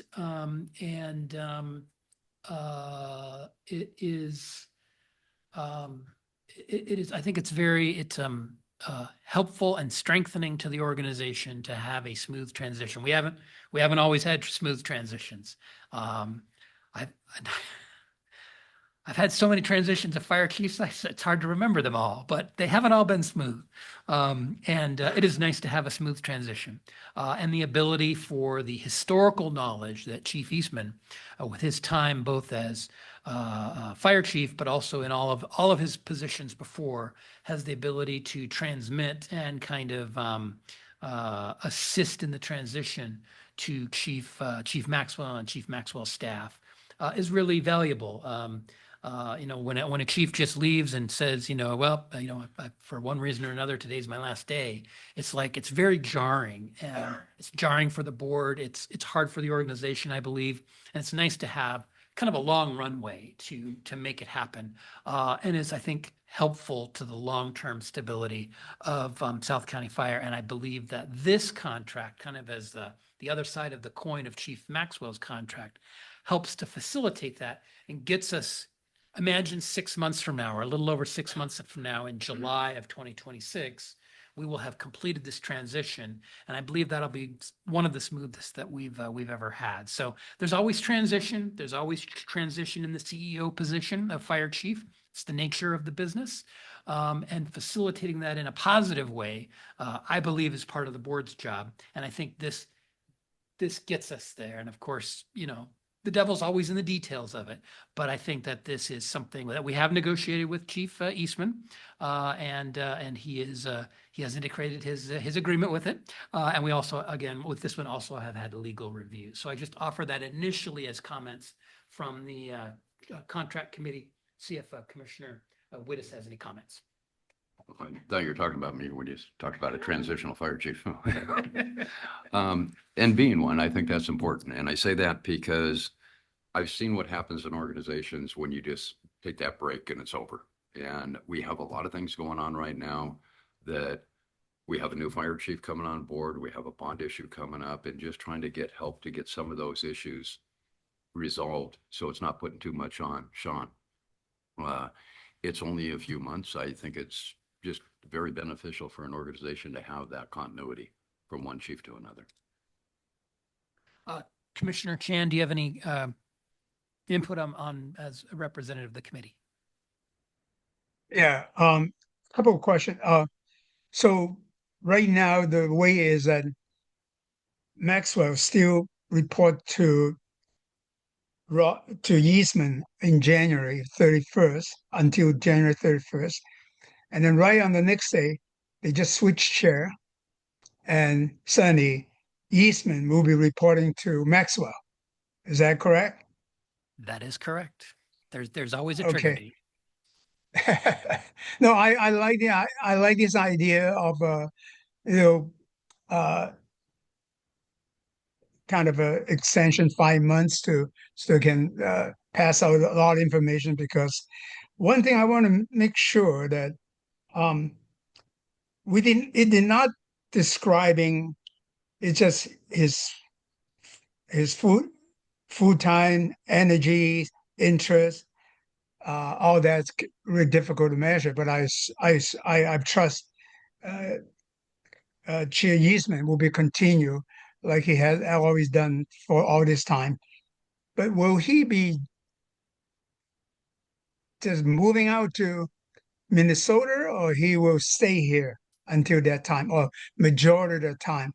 And that's my concern. I think uh, it did not specify in the contract how that will work, because I think it's important for he will be advisors for a lot of other people too that uh, take over the knowledge he has. It'd be convenient for them to ask during the 5 months. Well, Commissioner Chan, I would just offer my opinion that becomes Chief Maxwell's issue. But I do expect on behalf of the board that Chief Eastman is going to earn his keep, shall we say, and will be fully engaged by Chief Maxwell in duties to occupy his time, and we get the value that we are paying because we are paying good value, that we get that for the 6-month period of time. So this is not, it is not a vacation. So I expect that Chief Maxwell gets the value and oversees Chief Eastman's work. And that's, I'm just speaking for myself. That's my expectation. I think I'm old school. I think it will be if he is Eastman. Maybe I'll ask Eastman with the term, would he be here? I think that's critical, because if he's here, then people can just getting down the whole corridor and ask questions. If he's not here, maybe create some problem to me, to staff and everything else. Even me, if uh, if I ask questions, probably more difficult for me to when he's Minnesota. Just curious how this work. Well, Chief Eastman, we're talking a bunch about you. Why don't I ask you to comment? So one of the challenges with the transition is as of February 1st, Sean's the fire chief. It will be very difficult for me to be in the hallway of headquarters when Sean's the chief. So we will have to work through that, Commissioner Chan. Well, that's a delicate dance. And again, we see that with Commissioner Wittes all the time. You see all of us call him chief. Ed is always going to be a chief in most of our eyes because he's the chief. And so I suspect that a lot of my stuff will be done not in the building as a result of Sean having to be the chief, and Sean is the chief, and not having the previous chief be here and people come and ask what I want to do versus asking the chief what he needs to do. So that'll be something we dance. I think there's a reason why I'm not in the building on a regular basis as a result of that. And if the transition is going to go smoothly, Sean is the fire chief. Sean is the head of the organization. And if you bring me back in the building on a regular basis, the fact of the matter is you now have two chiefs in the room, and that is challenging for the organization in general. So rest assured, I will be available. There is plenty of work to do with the things that are on the docket. I still have a house in Washington State, and it's not sold yet. It's not on the market yet. So I will be available. But I think it's to set an expectation. The reality is, if you come in the building, the odds of seeing me probably aren't, because of the fact that Sean's your fire chief and you don't want two heads. Are you gonna move out of the state immediately after February 1st to Minnesota, No. or are you really No, in the so area? no, I've found a place in Minnesota that I want to retire at, and I'm fortunate enough to be in a position where I still own my house here. And I'm in the process of purchasing a house on the lake in northern Minnesota where I've been looking for many, many years. But I still have to, I still have to prep my house and sell my house. And everybody knows by the time you put it on the market, you're looking at 90 days. The reality is I get to the end of June relatively quickly when that goes, Commissioner Chan. I go to Minnesota often. I've got family that we go back and take care of on a very frequent basis. I think the board knows that. That's not going to change. I still have that, and we'll need to do that on weekends like I have been as your fire chief. But the transition of when I officially make the move, I still have a lot of things to do to get my house on the market, sell it, and those kind of pieces, and that doesn't happen overnight. So I can still have a cup of coffee in Starbucks and talk to you. I don't need to fly to Minnesota. You can, they have Starbucks in Minnesota, Commissioner Chan. No, I won't as of the morning of February 1st, get on an airplane, fly away and never come back. That's not the intent. Okay. So the second question is that you have a lakeside property. So are we going to invite it after that? Go to Minnesota. I'm just teasing here, but all right. So Okay, that's a good at least answer I got some. Thank you. great. Let me turn to Commissioner Lawrence. Commissioner Lawrence, go ahead. Yeah, I think this is a great idea because we're kind of undermanned in a lot of things, and there's still, well, I know Chief Eastman's history to a certain extent, and he on his own with the help of other people, but he learned a lot of stuff that has nothing to do with basically firefighting, and we need that knowledge. And hopefully there'll be enough time for him to pass all that knowledge on to the assistant and deputy chiefs. And so I'm definitely in favor of this idea. This Chief Eastman is an example to others of going out and doing the hard work of learning things you've never even thought about before. So, very good. Thank you. Thank you. Any other general questions? All right, we're ready to move forward with action. I'll move that we approve the Special Projects Employment Agreement between Robert Eastman and South Snohomish County Fire and Rescue Regional Fire Authority. Is there a second? Second by Commissioner Wittes. It's been moved and seconded to approve that contract. Is there discussion on the motion? Any discussion on the motion? If not, we'll move to a vote. All in favor, please say aye. Aye. Any opposed? Passes unanimously. Thank you, Chief Eastman. All right, that moves us forward then in the agenda to item 11C, which is adoption of the 2026 board meeting calendar. You will find that at page 91 of the meeting packet. And I just want to call your attention to the dates where we're going to shift from our usual Tuesday to the Wednesday. And that happens, I believe, twice. Instead of August 4th, we're going to meet, the plan is to meet Wednesday, August 5th, in order for everybody to participate in National Night Out on August 4th, 2026. And then the other date we're shifting is Election Day, General Election Day, which is Tuesday, November 4th. We will not meet that night, instead meet the following night. Sorry, we will not meet on Tuesday, November 3rd, and we will shift over one day to Wednesday, November 4th for that regular meeting. So those are those two Tuesday to Wednesday shifts. Otherwise, our usual meeting dates, and I just want to put a bug in your ear, but not talk about it, is on there is possible board retreat sometime next year. We haven't done a retreat in a while, so we'll have a new commissioner. Think about it, maybe. Anyways, any general questions about the board meeting calendar? If not, I will move that we approve the board meeting calendar for 2026 as presented. Is there a second? It's been seconded by Commissioner Fernhoff. It's been moved and seconded to approve the 2026 calendar. Is there any discussion on the motion? Any discussion? If not, we'll move to a vote. All in favor, please say aye. Aye. Aye. Any opposed? Passes unanimously. Well, that moves us forward on the agenda to item 11D. 11D is approved fire chief vacation cash out. This is for Chief Eastman and Chief Eastman's current contract with South County Fire for any amounts of vacation that he is over the carryover, the ceiling, the max carryout.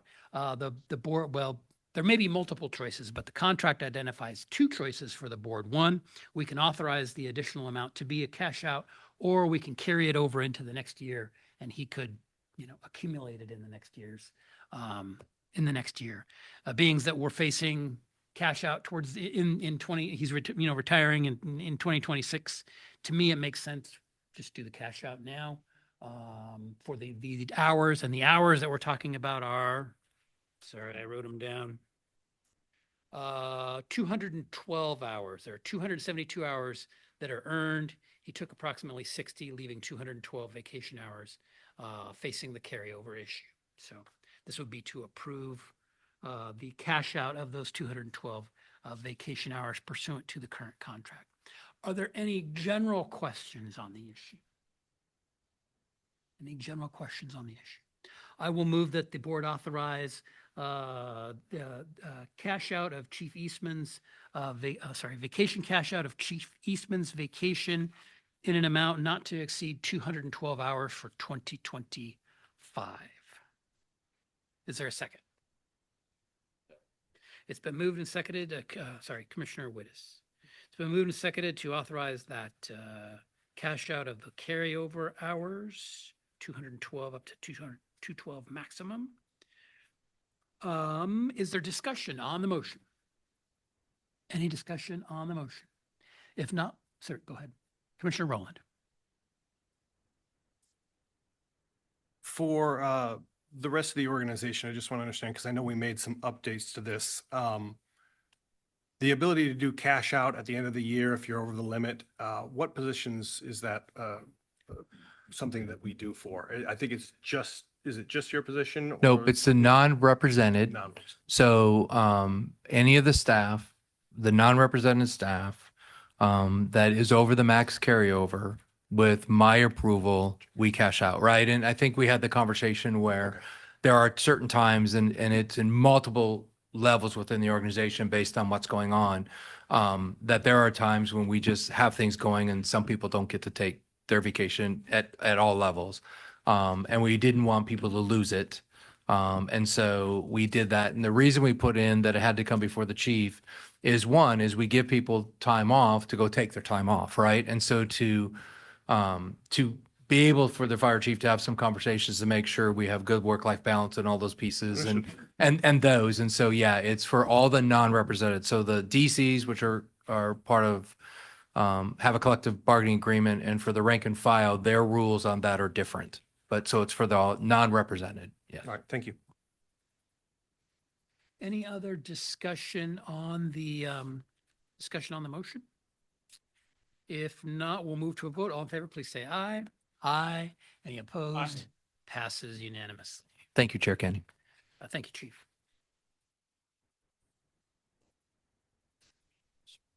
Okay, that was item 11D. We move on to committee updates. Item 12, Capital Facilities Plan Committee. Item Commissioner Lawrence, any updates?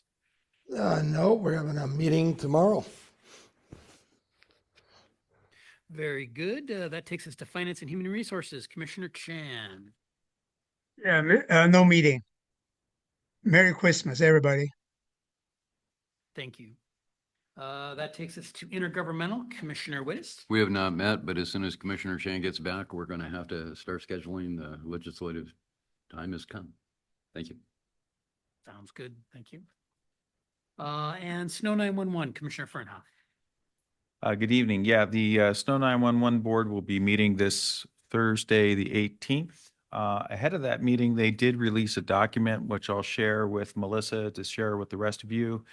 And that is a review. It's a final report and recommendations on the current status and potential areas of improvement for Snow County 911. That document I'll send to you so we can share with the rest of the board. This will be an item of discussion, I'm sure, at the meeting as far as the results are concerned. So see you on Thursday. Donuts. So Commissioner Farnow, just to let you know, I chair that committee. It's the committee for the update the CAD where we are in the needs assessment. So just for the board, I actually sat on that committee countywide and was the chair. So I didn't realize they were actually going to talk about it on. I didn't know they sent it out to the full board. So.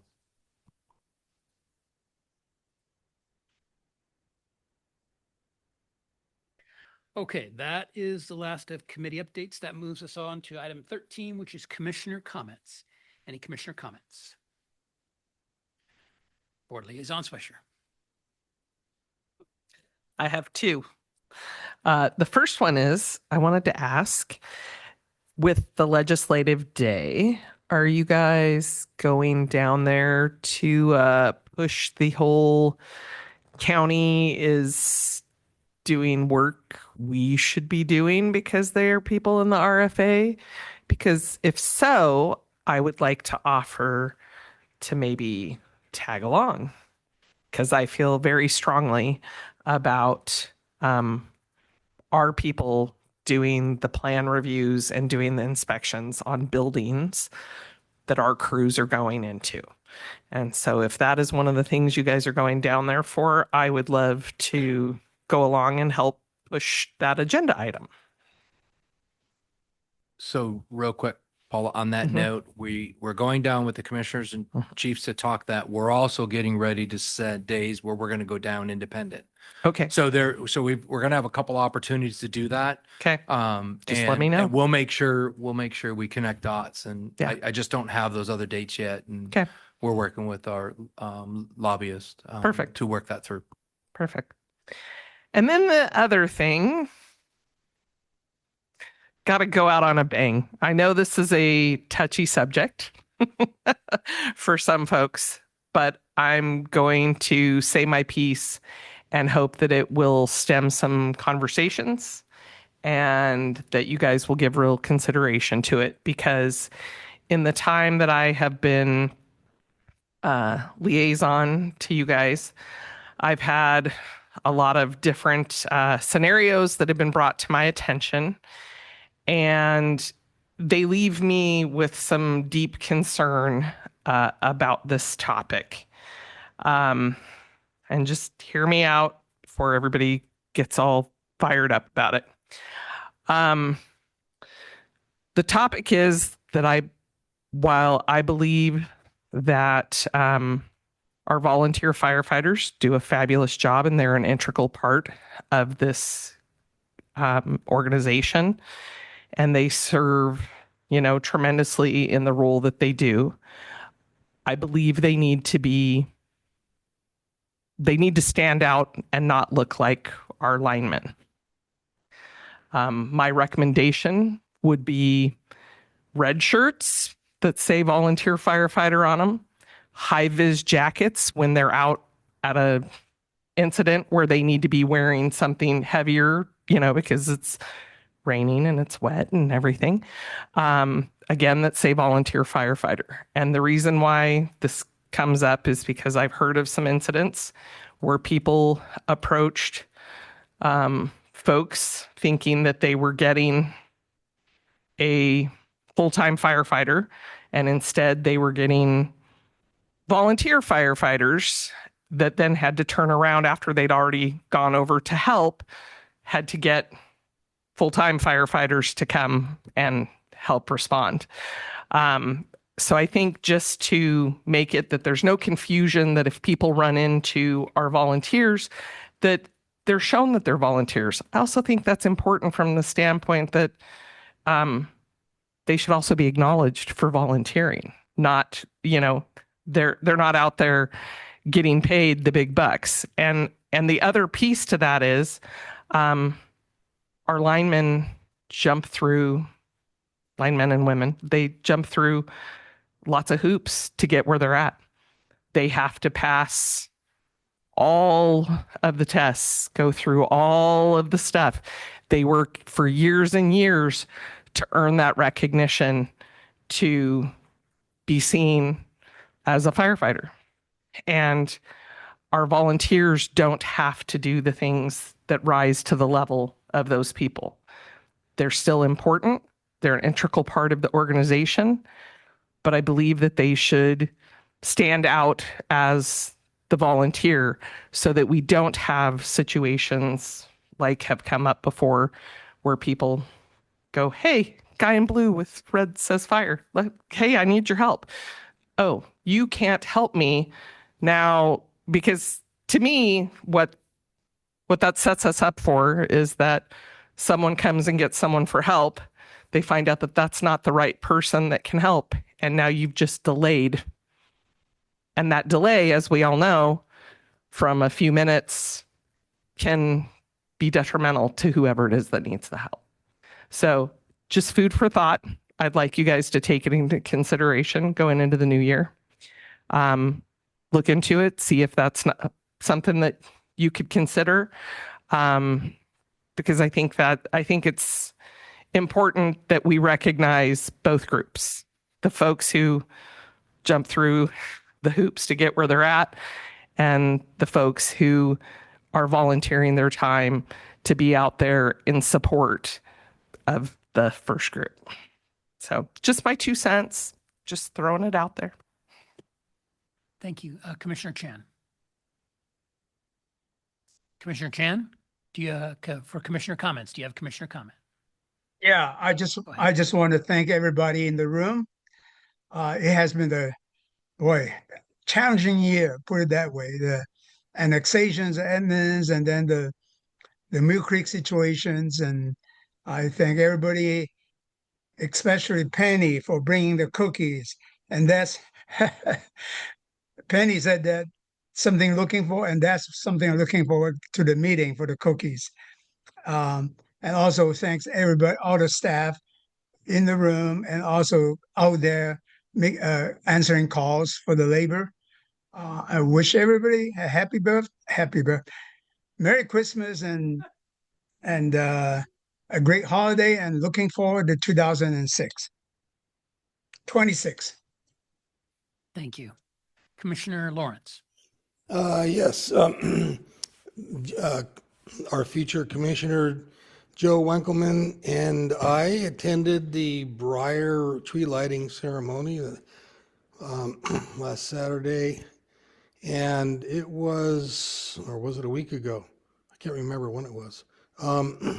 Anyway, it was pretty fantastic, especially when 3 fire trucks came down the road. One of the air truck was all decorated and lit up, making their sirens running, going. It was, the crowd reaction was just enormous. It was a really big hit. It was pretty just fantastic. It was a lot of fun for the crowd, and says a lot about people's love for firemen and fire trucks. Of course, they were bringing Santa, so that was important. So anyway, thank you. Thank you. Commissioner Wittes. Thank you. I just want to say to Paula, to Greg, to Chris, thank you guys very much. I'm sorry I wasn't here at the beginning, but I know you guys have done a hell of a job. Thank you. Great. I wanted to say that this is our last meeting of the year. It's been a good year in 2025. There have been some ups and some downs, but it's highlighted by the Edmonds annexation, the capital facilities plan bond movement towards that election in 2026, and our fire chief transition, which is also really important to the organization, coming in 2020, the approval of it in 2025, but coming in 2026. Those are just 3 of many things that we've done, and on an annual basis. Getting the budget passed is, of course, in my opinion, the biggest annual thing we do. And so a lot of positive things that South County Fire has done. We've got the roadmap that we're working on to enhance service. And so a lot of positive things as we look into the future. And that's a credit to all of the firefighters, all of our uniformed personnel that provide the direct service to the people of South County Fire, because that's where the rubber hits the road. It's their service and good service and customer service that helps to that's that insurance policy for people when they pick up the phone and dial 911, that is available to them in their time of need. That we're there providing timely, efficient, effective service, and that's what their tax dollars pay for.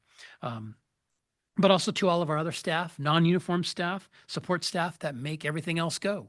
Everybody, finance, everybody wants to be paid. HR, everybody's got to follow the rules and their benefits, and everybody else, the volunteer firefighters, everybody else in the organization that, in their own way, with their own contributions, help make us a good organization for the community. And that's what it's about, providing that service for the community. It is a large amount of tax dollars that people pay, but I think it's one of the two most important services that our constituents pay for: police service, fire and EMS, and we're the fire and EMS. And it makes a difference. And it's nice to reflect on that at the end of the year. And the board here, we don't provide that direct service, but we sit in a governance capacity overseeing it and trying to make sure that the ship is moving in the right direction. And I feel like the ship is moving in the right direction for 2026. We have interesting challenges ahead next year. Who knows what that future will bring? But 2025 has been a successful year. And I thank everybody in the organization for their hard work on behalf of the citizens and the taxpayers of South County Fire. And I thank them too, because without their involvement, we couldn't make things go. So it's a group effort to make the community better.